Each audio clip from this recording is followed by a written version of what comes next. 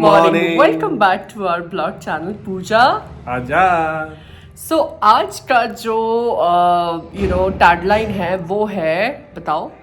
आज हमारा मन था कि हमें कुछ भी बाहर का चाइनीज़ वगैरह खाना है, पर हमारा क्योंकि हमने रील्स में देख लिया बर्गर और बर्गर खाने का मन हुआ, फिर हमें लगा कि बाहर से जो हम लेते हैं वो काफ़ी ज़्यादा एक्स्ट्रा सॉसेज डाल देते हैं, तो क्यों ना घर पे ही बनाया जाए।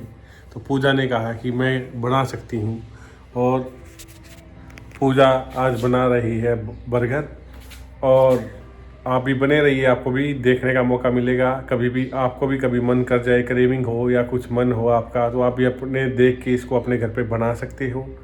और आइए हमारी इस जर्नी में, आप सीखिए कैसे बनाते हैं बर्गर और इन्जॉय कीजिए। एक्चुअली बर्गर बहुत तरह से बनता है और बहुत सिंपल रेसिपी है, कोई बहुत कॉम्प्लेक्स रेसिपी नहीं है। बट अभी क्या था, हमने मतलब कुछ दिन पहले आपने देखा होगा परांठे बनाए, लास्ट व्लॉग जो आपने देखा होगा, तो उससे ना बैटर बचा हुआ है। तो हमने उस दौरान पे देख लिया, जैसे आपको मेरे हस्बैंड ने बताया। तो अब हम सोच रहे हैं कि क्यों वो बैटर जो है वेस्ट करना है, तो क्यों ना हम उसके बर्गर बना लें। बल्कि जो बर्गर की टिक्की होती है उसमें ग्रीन पी डलता है, हरे मटर डलते हैं, बट वो मैंने बनाया था आलू के परांठे के अकॉर्डिंग। बट आई थॉट कि क्यों वेस्ट करना है, तो लेट्स मेक समथिंग न्यू, कुछ प्रोटोटाइप क्रिएट करते हैं। तो मैं आपको बताती हूँ क्या क्या चीज़ें ज़रूरी हैं। जितेंद्र कैमरा रोटेट करेंगे तो मैं आपको वन बाय वन बताती हूँ क्या क्या सामान जरूरी है इस चीज़ के लिए। और घर पे हेल्दी तो नहीं होता, लेकिन हम ये कहेंगे कि बाहर एक्स्ट्रा चीजों के अलावा घर पे थोड़ा सा ठीक आपका क्रेविंग भी ठीक हो जाए, आप खा भी लो, एंजॉय भी कर लो, और वो ज्यादा हार्मफुल भी नहीं। अग्री। अभी आपको बताते हैं, जितेंद्र रोटेट करो। तो सबसे पहले बर्गर बनाने के लिए आपको बर्गर बन होना बहुत ज़्यादा ज़रूरी है। तो मैंने किए हैं ये ब्रिटानिया के यूज़। सबसे पहले आप लें ये ब्रिटानिया के बर्गर बन, ठीक है। उसके बाद फिर इम्पॉर्टेंट है आपकी तंदूरी सॉस, तंदूरी और मेयोनीज। मैं इन दोनों का कॉम्बो डालती हूँ, मेयोनीज और तंदूरी, बहुत टेस्टी बनता है। कैसे हम यूज़ करेंगे वो मैं बाद में बताऊंगी। फिलहाल क्या क्या चीज़ें ज़रूरी हैं, क्योंकि बहुत टाइम से हम घर पे मतलब बाहर चाइनीज़ नहीं खा रहे हैं, तो हम खाली ये घर पे ही प्रेफर कर रहे हैं। तो अब सोचा कि इनको ले आते हैं। ये थी पर मैंने सच में डिस्कार्ड कर दी थी, मैं क्या नहीं रखनी घर पे, तो हम खाते हैं। तो ये अब हम ला चुके हैं, तो ये दोनों चीज़ें ज़रूरी हैं। ये है तंदूरी और ये है मेयो। और उसके बाद गो चीज़ का आपका चीज़, ठीक है। और आप दूसरा भी ले सकते हो, कोई मतलब इम्पोर्टेंट नहीं है। मैंने गो चीज़ का लिया है, मुझे मिला ही ये। गो चीज़ का एक्चुअली अच्छा होता है। और उसके बाद ये है आपका ब्रेड क्रम्स, ठीक है। जब आप डिप करेंगे तो उसके बाद ब्रेड क्रम्स मैंने लाए हैं। ये खुले भी मिलते हैं, पैकेट में भी मिलते हैं, जितना आपको लोड है। मुझे लगता है कि कभी कभी बना लिया करूँगी अपने और जीतू के लिए, तो ठीक है। और अगर बच्चे आएंगे तो उनके लिए भी बनाऊँगी। और फिर ये है मैदा ऐसा नहीं आप सोचो मत कि यार मैदा तो अनहेल्दी होता है, थोड़ा सा 1 स्पून डलता है जब हम उसको टॉस करते हैं, ठीक है। एंड उसके बाद आपकी अच्छा, ये सेजवान तो पुलाव के लिए लाए, ये इसके काम की नहीं है, इसको छोड़ देते हैं। तो उसके बाद आपका कॉर्नफ्लावर है, कॉर्नस्टार्च भी बोलते हैं इसको, कॉर्नफ्लावर है ये, ठीक है। तो और इसके अलावा आपको चाहिए आलू, ठीक है। और जो बैटर है उसकी रेसिपी किसी और दिन बताऊंगी मैं आपको। बट फिलहाल जो हमने परांठास बनाए थे, वो परांठास का जो बैटर है उसको हम यूज करने वाले हैं, कि परांठा का अगर बैटर बच जाए तो उसको हम कैसे यूज में ला सकते हैं, ठीक है। तो अभी फिलहाल यही इंग्रेडिएंट चाहिए। आप ये मत सोचो कि यार ये इन्वेस्ट करना पड़ेगा, आगे भी आपके मतलब इसकी पूरी कॉस्ट आपको 10 से 15 रुपए पड़ती है, जो घर वाले बर्गर होते हैं। बट जो बाहर वाले होते हैं वो अनहाइजीनिक भी होते हैं, हमें नहीं पता उन्होंने कैसे बनाया, कौन से ऑयल में बनाए हैं। तो घर में ये चीज़ की सेफ्टी रहती है। तो इसलिए अभी आपको बर्गर की रेसिपी के साथ दोबारा से मिलते हैं। सो अब आई है हमारी टिक्की बनाने की बारी। सबसे पहले टिक्की एक मेन इम्पॉर्टेंट चीज़ है जो पूरे बर्गर का टेस्ट जो है एनहांस करती है। तो आप ध्यान रखिए, जब आप टिक्की बनाओ तो आप उसमें जो फ्लेवर ऐड कर रहे हो वही आपका फ्लेवर पूरे बर्गर में स्प्रेड होगा। तो यहाँ पे टिक्की थोड़ी फैल रही थी, कारण ये था क्योंकि ये जो बैटर था ये था परांठे का, और इसमें अनियन डला हुआ था। जो आपकी ये टिक्की रहती है, बर्गर टिक्की रहती है, उसमें अनियन नहीं डलता है।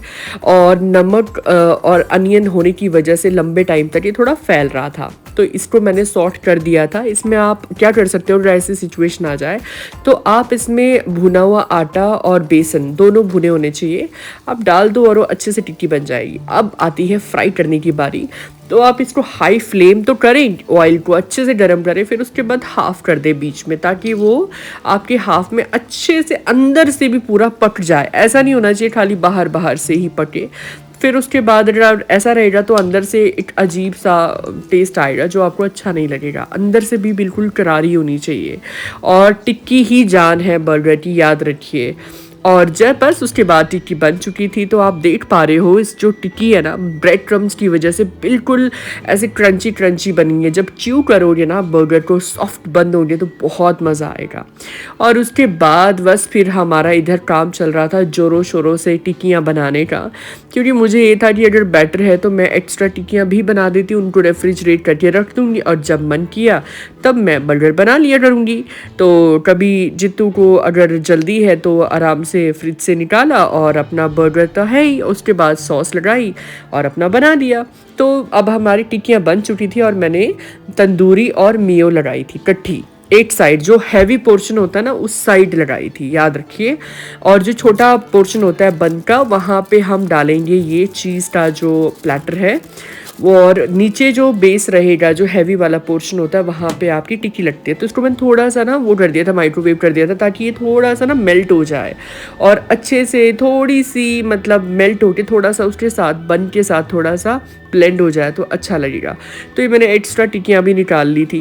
And this is how my burger is ready. और मुझे बहुत एक्साइटमेंट थी कि जितू को कैसा लगेगा। अब देख पा रहे हो बहुत अच्छा बना था। इट्स लाइक जैसे मैकडी का बर्गर होता है। एंड जितू को ऐसी चीज़ें अच्छी लगती हैं तो उनको ऐसे देख के और खुशी से खाते हुए देख के मुझे अच्छा लगता है।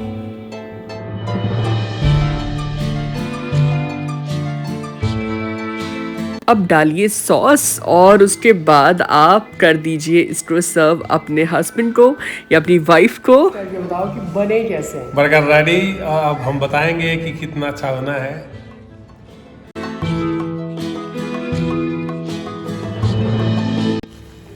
बहुत अच्छा, बहुत बहुत बहुत अच्छा बर्गर बना है पूजा ने। सच में मैंने ऐसा अपनी पूरी लाइफ में नहीं खाया। ये तो ज़्यादा हो गया, ये तो ज़्यादा हो गया जितू, ये तो बिल्कुल ये तो ज़्यादा। मैकडी के जैसे, KFC के जैसे बहुत अच्छा बर्गर है। He loves the burger taste, and by seeing him happy, I am happy, and that is it. उसके बाद फिर हमने सोचा चलो बाहर बैठ के हम पोमेग्रेनेट को थोड़ा खाते हैं, क्योंकि धूप आ रही है, अच्छी धूप आ रही है। तो हमने खूब सारे अनार छीले और बातें बातें चलती रही। जीतू बताते रहे क्या चल रहा है, उनके ऑफिस में क्या चल रहा है और क्या क्या हैपनिंग चीज़ें हो रही हैं, और मैं अपनी गॉसिप बताती रही कि ऑफिस में क्या चल रहा है। तो हम दोनों को बेसिकली हमारे ऑफिस का, हमारी लाइफ में जो क्या क्या हो रहा है वो हम अक्सर अपने एक दूसरे के साथ शेयर करते हैं, ताकि मुझे लगता है कि सबसे अच्छा जो दोस्त है ना वो आपका जीवन साथी है, आपका पार्टनर है। आपको कहीं जाने की ज़रूरत नहीं है। ऐसा नहीं है यार, दोस्तों की अपनी एक जगह होती है जब वो किसी टाइम पे होते हैं, बट मुझे लगता है कि अगर आपका हस्बैंड ही अगर आपका दोस्त बन जाए तो इससे अच्छा कुछ नहीं हो सकता, या फिर आपकी वाइफ ही अच्छी दोस्त बन जाए।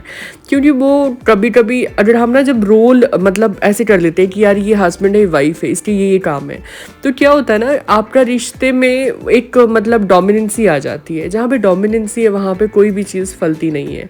तो थोड़ा म्यूचुअल चलो, अंडरस्टैंडिंग रखो, है ना, और एक दूसरे के साथ ये सोच के चलो, अनबाइज्ड होके सोचो, किसी को जज मत करो, क्योंकि हो सकता है जो आप सोच रहे हो वैसा ना हो।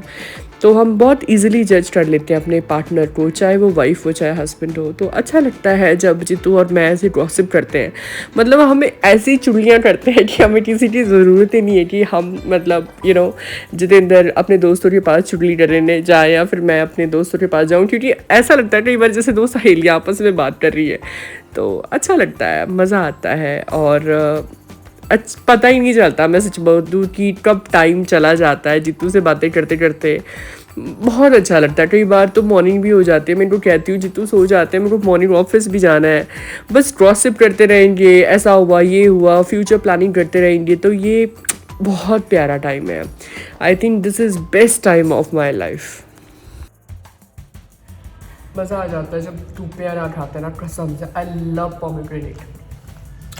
मीठे भी हैं। बहुत